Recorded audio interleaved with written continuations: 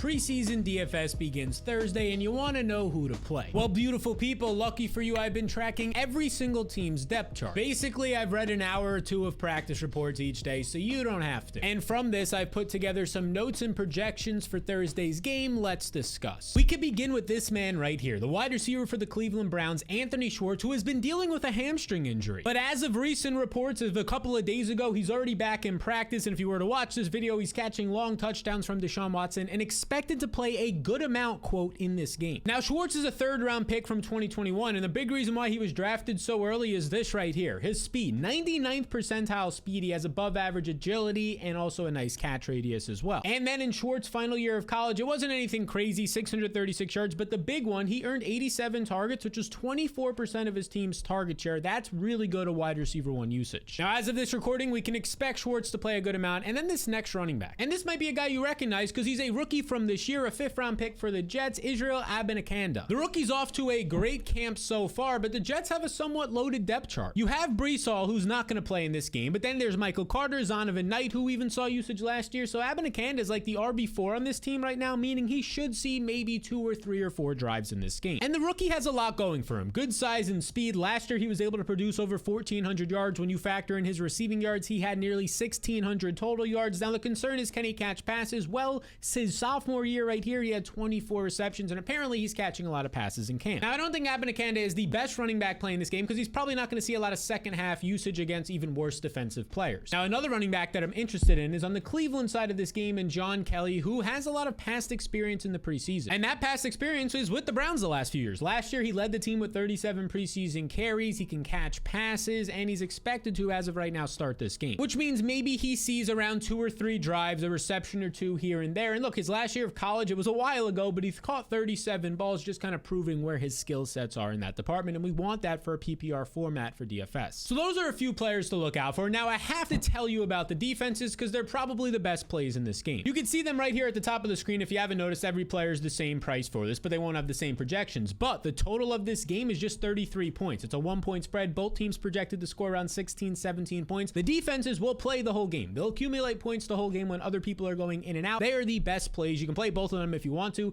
They're the best plays in DFS for the preseason, especially mostly for the most part on the showdown slates where they kind of get the same type of rub as everybody else. There's not a specific defensive position. You just throw them in there. Okay, now let's go to a wide receiver who actually led the preseason in the past in receiving yards. And this is the former Green Bay Packer. Now he's a New York Jet, Malik Taylor, who in 2021, when he was with the Packers playing with Jordan Love for part of that year, yeah, he actually led the preseason in receiving yards. It's a totally different situation now. The Packers at that point were only using like 4 wide receivers in those games, but it's at least important to point out that he could dominate some of these 3rd tier and 4th tier defensive backs. He has nice size and his overall athleticism is pretty dang good. He's above average when it comes to speed, pretty easily, agility, and catch radius. He's somebody right now who is maybe not going to make this team. They have a lot of depth on the Jets, so I expect them to run him out there for at least 2 quarters. Okay, now with that being said, let's get to some quarterbacks who are maybe some of the safer plays because, hey, they might play a whole half. As of right now on the Browns side of the ball, Deshaun Watson will not play. It looks like it's probably going to be Kellen Mond and Dorian Thompson-Robinson for the majority, if not the entire game, splitting a half each, depending if Joshua Dobbs gets a couple of snaps. We can start with Kellen Mond. Now, Mond was drafted by the Vikings a few years ago, and his big calling card was just he's a bigger quarterback, and he has speed. Look at this. 83rd percentile speed is fantastic for a QB. And he's also mobile. You could see his rushing yards every single year in college, basically 300 plus every single year. It broke down to 35 rushing yards per start that he had in college, but the downsides for this guy are the reasons why he's not on the Vikings anymore. Kellen Mond was inaccurate and inefficient in his time in college and with the Vikings. Now, the big thing here is if Dobbs doesn't play, there'll only be 2 quarterbacks in Cleveland, making both of them solid plays. And the other quarterback there is Dorian Thompson-Robinson, who I talked about Kellen Mond being an athletic mobile quarterback. This guy's even better because in his college career, if you could see his rushing yards, the last 2 years, he went over 600 yards each year. And per start, he was averaging over 50 rushing yards per game at UCLA and 70% accuracy his final season. He'll be one of the better plays on the slate if Dobbs doesn't get run because he'll play the whole second half against worse defensive backs. So track what I'm updating on Patreon and the projections and notes so you can pay attention to Josh Dobbs in or out the late breaking news for this preseason slate. It is linked down below on my Patreon. Next guy I want to point out is Demetric Felton. He's listed as a running back right now in the depth chart, but he's a running back wide receiver hybrid. Last year in the preseason, he actually operated as a wide receiver, so I'm a little bit skeptical of him because while operating as a wide receiver last year, if you could see right here, I sort by targets. Felton only had 3 targets throughout the whole preseason, only had 1 carry, so he's not somebody I really want to dive into. They have a lot of running backs here in Cleveland. I don't think he's going to get usage there. Their wide receivers are pretty banged up coming into this game, but he's not a polished wide receiver. Short area targets don't lead to a lot of upside. I'm a little bit skeptical of a guy who might excite a lot of people because he is this flashy wide receiver running back hybrid, but I'm not yet there. Now I talk about some injuries, and there's going to be a lot of them, especially late breaking. I'll also update those on Patreon. Guys like Mike Woods, who might have saw a lot of run in this game, a wide receiver for the Browns, he's actually going to miss the entire year after an Achilles injury. And it looks like none of the starters, the top 3 wide receivers for the Browns, are going to be playing, and there's a couple other injuries leaking out as well. Now those are extremely important because you want to avoid zeros. If you avoid the zeros in preseason DFS, you're probably already halfway or 80% of the way to cashing. Now the next guy I want to talk about has all the talent in the world, and it's Cedric Tillman right here, the rookie, the new rookie for the Cleveland Browns, but I have some concerns. A lot of people might jump to him. Now the positive news is that this guy can produce. His second to last year, his junior year, he had over 1,000 yards, a 24% target share. His season last year was off to a nice start in Tennessee, but then he ended up getting injured. And with their first pick in the draft, they didn't have a first or a second round pick, the Browns. It was in the 3rd round, but they took Cedric Tillman. So they actually had to try and bolster their roster. They spent it on a wide receiver in Tillman. Now my only concerns are that Amari Cooper is a little bit banged up. Tillman right now profiles as like the wide receiver 4 on this team. So how much do they really want to use him? Some players who are going to definitely see more run than Tillman are going to be the quarterbacks from the Jets side of the ball. In this one, we're expecting to see basically for most of the game, Zach Wilson, Chris Streveler, and Tim Boyle. No Aaron Rodgers. Now Wilson is what he is, right? He's expected to start this game. Maybe he plays a quarter. We're expecting around 1.5 to 2 quarters for each quarterback. But I'm more interested in Chris Streveler, who might close out the game, play the last 1.5 to maybe the whole second half against a worse defense. And that's because of this right here. The workout metrics from Player Profiler, Chris Streveler has elite speed, 98th percentile speed for all quarterbacks ever. And this showed up his final 2 years in college when he started for South Dakota, over 800 rushing yards and then over 700 rushing yards. Now, Streveler has experience in the past with the Cardinals in the preseason. Last year with them, he had 5 passing touchdowns. That's pretty dang good for just 3 preseason games. If you get 2 in this game, he's going to be in the winning lineup. And he also has the mobile upside like we talked about. He had almost 100 rushing yards last year. His scramble yards alone were 74, so there's some nice floor here with Streveler if he can get closer to 2 quarters of play. So now more preseason DFS strategy. We said you want to play the defenses. Kickers are okay, but usually tight ends aren't the move because it's all flex spots, so usually receivers will run more routes, running backs have more upside, but a tight end that you should at least look at if you look at one of them is the rookie Zach Kuntz for the New York Jets. He's projected to get a lot of run in this game, and he is the #1 most athletic tight end in this draft, and if you look all time at the tight end position across over 400 tight ends that tested at the combine,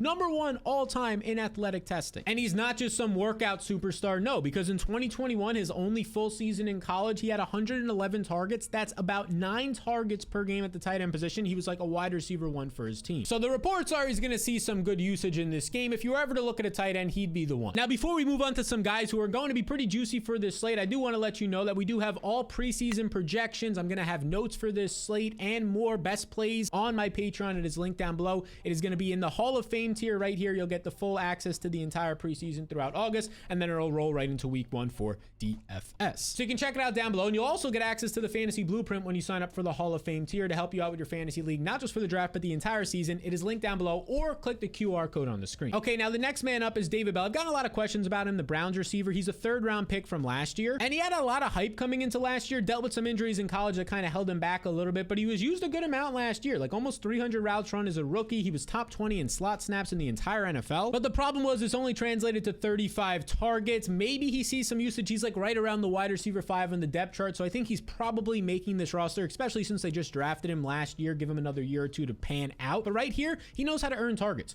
25% of his team's targets, nearly 30%, and then 23% is 3 years in college. He is a target earner. Even if he only plays 2 or 3 drives in this game, if he plays at all, well, he's going to be a name that you should at least keep in mind. Now, another name to quickly keep in mind is, I think, a guy who's not going to see any ownership, and maybe that benefits us here, but it's going to be this rookie right here, or second-year player, Dalen Baldwin, who with some of the injuries in camp right now, with Amari Cooper missing a lot of practices, trying to get ramped back up, you're seeing Dalen Baldwin see some first-team reps, some second-team reps, and even third-team reps. So he's gotten usage with all the quarterbacks, meaning he's familiar with them. Maybe a sneakier play who's definitely going to get run in the preseason, assuming he doesn't get hurt in his final practice before the game. Because let's just look at some of these Browns depth charts. These top 3 guys right here, in Amari Cooper, Elijah Moore, Donovan Peoples-Jones, not expected to play. Marquise Goodwin got caught with some, or not caught, but it shows that he has blood clots and a medical scanning, so he's not going to play. We scroll down more, there's Cedric Tillman. How much are they going to use the rookie? Anthony Schwartz and David Bell might get some run. Jakeem Grant is still rehabbing from an injury. Like, we're going down and down. There's so many guys banged up. There's Mike Woods, who's going to miss the whole season. So there's not a lot of guys overall. Like, Dalen Baldwin might actually be twice here. He's listed on player profile, but he might actually be a sneaky target to get like the whole entire second half of play. Now, of course, it's the preseason, and this is Dalen Baldwin relative to other players on his team. He's not the most talented, so don't expect a major game. Another guy to call out is Irvin Charles. He's another depth piece on the Jets who is probably fighting for a roster spot. Expect decent usage, and the main reason I like him is right here. Look, he's 6'4" and 228 pounds. If the Jets are going to score, they say 17 points in this game, 1 or 2 touchdowns, there's a good chance he's probably going to have the leverage in the red zone to score one of them. But if I was to be completely honest, the guy that I'm more interested in terms of a guy who's a big wide receiver, 6'2", around 200 plus pounds, is Jason Brownlee. And the main reason for this is he doesn't pop up on a lot of depth charts, but he's indeed on the team, yes, and he's going to be playing in this game as of this recording. In his final year of college, he had 117 targets, knows how to earn targets, 34% of them his final year,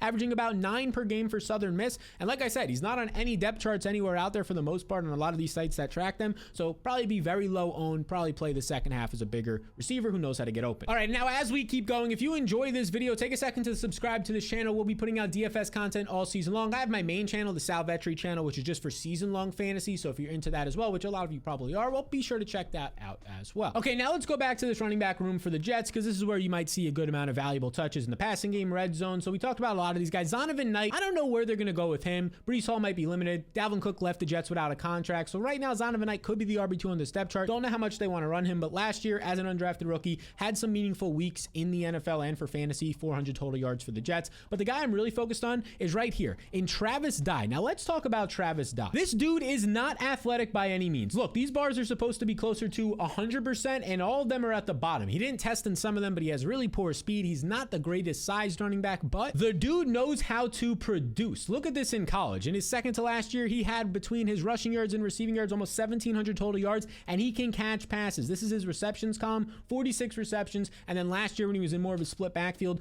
20 receptions. So that's kind of the cheat code here. He's later down in the depth chart fighting for a roster spot. Maybe he plays 3 or 4 drives, maybe he catches 3 or 4 balls, and that alone could pay off for us. And now we can look at the final pieces of this Browns depth chart. We talked about most of them. They have Hassan Hall, who just signed as an undrafted rookie. He doesn't really maybe get the most run because he doesn't have a lot of time with the team, but Nate McGrary is a guy who played for the Ravens in the past, had success in the preseason, nice size at like 215 pounds, can catch passes. Expect to see him playing a lot in the second half, because if you look here, Nick Chubb's not going to play. I doubt Jerome Ford plays that much. Demetric Felton might be a wide receiver, and then after that you have John Kelly starting the game and then only 2 other running backs. So this backfield, if you watch all the way to the end, you're going to benefit here. This backfield in Cleveland might actually be the one to target, because in the second half it's probably just going to be these 2 guys getting all the touches. So these are the guys that you need to target and you're going to want to target for this Thursday night game. Now I'm not going to be able to make a video for every preseason game because they're like 4 days a week for the next 3 weeks, and I got a lot going on when it be in the fantasy season. But I will be providing tools and analysis and everything you need, projections, value to win these slates for the DFS on my Patreon for every single main slate, so you can check it out, linked down below. I appreciate you tuning in. If you want to make sure that you're up to date on all of the DFS main slates, well, be sure to hit the subscribe button on this channel.